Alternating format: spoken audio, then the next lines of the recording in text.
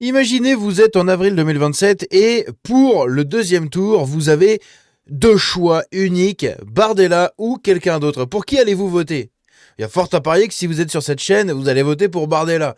Mais on va en parler puisqu'il y a quelqu'un qui pourrait battre Bardella. C'est assez ridicule, mais surtout, j'aimerais qu'on parle justement, je vais profiter de cette vidéo pour le faire, parler un peu du forcing qui va commencer à venir autour de Édouard Philippe, messieurs, dames, comme le nouveau Macron, celui qui peut lutter contre les deux extrêmes, hein, donc à savoir la France Insoumise et le RN.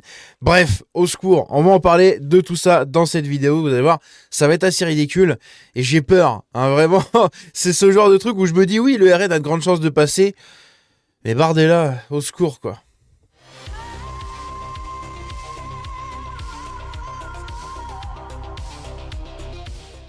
Alors, si vous le voulez bien, on va écouter une vidéo ici de BFM TV où justement ils ont parlé des élections 2027 et on va écouter ce qu'ils ont à dire. À côté, juste après on regardera un autre extrait, mais on va écouter d'abord celui-là qui est assez intéressant et surtout ça nous plonge un peu dans ce qui peut se passer dans un an, à savoir des présidentielles entre Bardella, Mélenchon, Attal, Édouard Philippe, Retailleau, Glucksmann. Magnifique, hein, ça donne envie, ça donne vraiment envie. Bref, on va regarder ça. Oui, on est, vous l'avez dit, à un an du scrutin et le RN continue de faire la course en tête de tous les premiers tours qui ont été testés depuis que les sondages ont commencé à s'intéresser à cette élection présidentielle. Le RN est nettement devant, 35%. Ça veut dire plus d'un tiers des électeurs qui expriment une intention de vote. C'est un score très important. C'est un score très très important dans les intentions de vote à plus d'un an des présidentielles. Et surtout, il faut noter, là vous avez la liste ici. Donc Jordan Bardella à 35%, Édouard Philippe à 20,5%, Raphaël Glucksmann 10%, Mélenchon 10% aussi. Donc le PS et la LFI au même pourcentage. Et vous avez Bruno Retailleau, 7%, tout le monde s'en branle. Mais voilà, ça va se jouer entre Bardella et d'autres personnes. Ça va être assez ridicule, hein, mais bon. Vous le voyez dans cette hypothèse, c'est près de 15 points de plus que le second. Un chiffre, le candidat du Rassemblement national rassemblerait un électeur sur deux issu des milieux populaires, des ouvriers et des employés. Il serait devant dans tous les territoires, à l'exception seulement de l'Île-de-France. Et puis un deuxième... Normal. Normal. Parce que c'est l'Île-de-France, t'as deux populations. Les bobos, les créoles, enfin les créolisateurs. Voilà. Donc bon, pas très étonnant. Mot quand même. De toute façon, ça s'est vu au municipal. Hein. Ils ont gagné dans le sud, dans le nord, à peu près partout en France, sauf à Paris, voilà, sauf dans les grandes agglomérations. Sur une autre hypothèse qui met en scène Marine Le Pen, il y a 6 mois, quand nous avions fait notre dernier sondage, il n'y avait qu'un point d'écart entre Jordan Bardella et Marine. Donc là, on a une autre information aussi. Du coup, c'est évidemment, il y a Bruno Retailleau qui était à 7%, mais on a aussi Sarah Knafo qui est à 5% des intentions de vote et Olivier Faure à 4,5%, ce qui est assez ridicule, hein, vraiment. Marine Le Pen. Aujourd'hui, l'écart grimpe à 3, voire 4 points. Peut-être un effet du procès en appel. On aura l'occasion. Et là, justement, on le voit ici. Marine Le Pen, 34%, messieurs, dames. Raphaël Glucksmann, 12,5%. Jean-Luc Mélenchon, 12%. Gabriel Attal, 11%. Et Bruno Retailleau, 10%. Donc, bizarrement, dès qu'il y a Marine Le Pen, tout de suite... c'est un peu étrange, hein. C'est un peu étrange, mais il pourrait se faire battre par Marine Le Pen, je pense, puisque ici, vous regardez, ils ont sorti les pourcentages là quand il y a donc Édouard Philippe, Glucksmann, Mélenchon et Retailleau, il est à 35%. Si on met Sarah Knafo à la place de Glucksmann et Olivier Faure, enfin non, Sarah Knafo pardon à la place de Retailleau, donc des LR, et Olivier Faure à la place de Glucksmann, tout de suite Bardella monte à 38%. Et de l'autre côté, il redescend, enfin Marine Le Pen du coup passe à 34% et Glucksmann du coup en deuxième position. Bref, c'est très étrange, mais franchement, le RN a de grandes chances de gagner.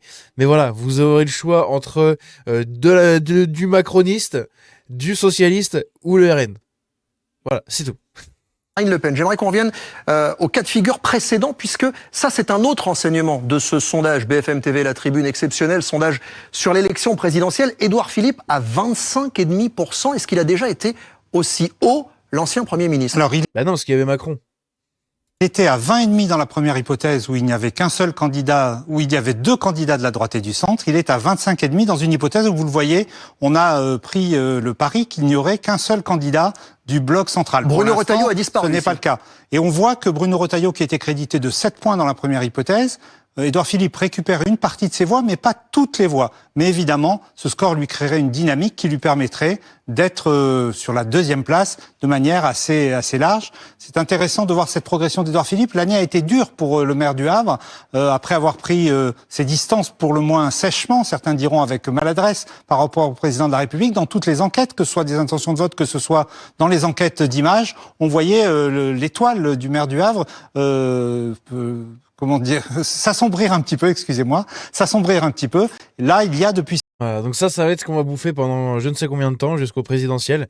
On va bouffer du Édouard Philippe ceci, Édouard Philippe cela, la bombe Philippe. Voilà, il y avait la bombe Macron, ça sera la bombe Philippe. Voilà, après le Mozart de la finance, je sais pas moi, le Mozart du Havre, j'en sais rien. Qu'est-ce qu'ils vont nous pondre? C'est quand même relativement ridicule. Donc oui, hein, on va en bouffer. Hein. Du Édouard Philippe, ça y est, c'est le candidat désigné par le système pour succéder à Macron, puisque ça y est, il commence à péter un peu partout, tout le monde fait que d'en parler à droite à gauche, même des socialistes qui sont invités parlent d'Édouard Philippe, donc c'est assez catastrophique. Hein. Depuis 5 mois, effectivement, une progression, elle est sensible. Sans doute l'effet des élections municipales gagnées également par le président d'Horizon. On aura l'occasion également d'y revenir. Édouard Philippe qui semble plier le match dans son camp. On va voir cette troisième hypothèse, troisième cas de figure. Regardez, cette fois, c'est Gabriel Attal, le candidat du centre. Et oui, si on met Gabriel Attal en candidat du centre, tout de suite, ça dilue pas mal de votes. Hein. En même temps, faut avoir envie pour voter Attal. Putain, faut vraiment, faut vraiment vouloir. Hein. Sans déconner, entre Attal et Philippe, moi je prends Philippe. Hein. Mais tout de suite, je prends. Calmez-vous, calmez-vous, calmez-vous. Attal, lui, bon, bref. Mais Gabriel Attal, 11,5. Et on voit que Bruno Retailleau qui est... Parce que là, quand on voit le score d'avant, ouais, il y a 25% et Gabriel Attal passe à 11,5%. Hein. Donc il lui vote quand même pas mal de voix. Gabriel Attal, 11,5%. Vous avez mis Marine Le Pen aussi, 34% Marine Le Pen. Oui, on a fait varier les hypothèses. C'est ce que je vous disais tout à l'heure. Marine Le Pen est un score très, très élevé. Mais quand on le prend à hypothèse comparable, on voit qu'elle est en retrait par rapport à Jordan Bardella. Comme si une partie des électeurs du Rassemblement national commençait à douter, à se dire est-ce qu'elle est encore la meilleure candidate pour notre parti. On verra bien sûr la décision de justice qui viendra en juillet. Mais vous... C'est pas ça, mais voilà. C'est à cause de la décision de justice. Hein. C'est pas les gens... Il y a beaucoup de gens qui l'aiment bien, Marine Le Pen, mais après, elle s'est quand même flinguée et brûlée les ailes sur beaucoup de sujets, beaucoup de choses comme ça. Donc là où Bardella incarne un peu ce renouveau, voilà, il est jeune, il est beau, il est dynamique, il est mignon. Du coup, tout le monde va voter pour lui. Vous l'avez dit, Gabriel Attal, il faut comparer le 11,5 au 20,5 de la première hypothèse, puisque là, il y a Bruno Retailleau, on le voit, qui fait presque jeu égal. Dans cette hypothèse-là, le match de la seconde place est extrêmement ouvert.